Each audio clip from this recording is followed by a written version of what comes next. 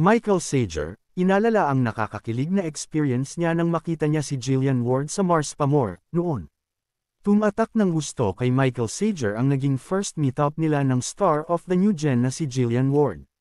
At ngayon, makakapareha ng sparkada heartthrob si Jillian sa much-awaited GMA Public Affairs rom-com series na My Ilonggo Girl.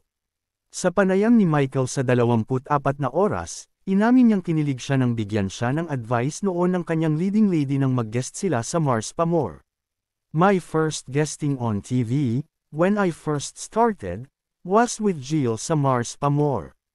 And that's when I got to actually talk to her and of course at that time sabi ko, hala. Kinakabahan ako na nahihiya. Sabi ko, hello, Jill. Pagpapatuloy ni Michael, it was surprising na she was very approachable, napakabait. Napaka-humble and ang maganda po dun she gave me advice for the future and parang kinilig ako ng slight. Kasi, you know for someone to think of you in that way.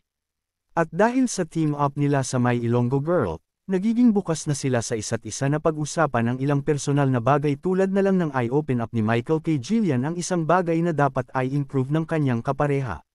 Lahad ng Sparkle actor, this has come up in a conversation before, kasi we are talking about yung mga weaknesses namin in life and sabi ko, naku Jill, communication is key. Sambit ni Jillian, sorry, minsan kasi hindi ko nasasagot yung messages niya. Sagot naman ni Michael, hindi lang sa akin. Dito sinabi naman din niya na malaki na ang pinagbago ni Jillian. Super po. Months later, it's nice seeing her being able to open up na parang we see each other as friends na, someone we can talk to each other, kung ano man yan.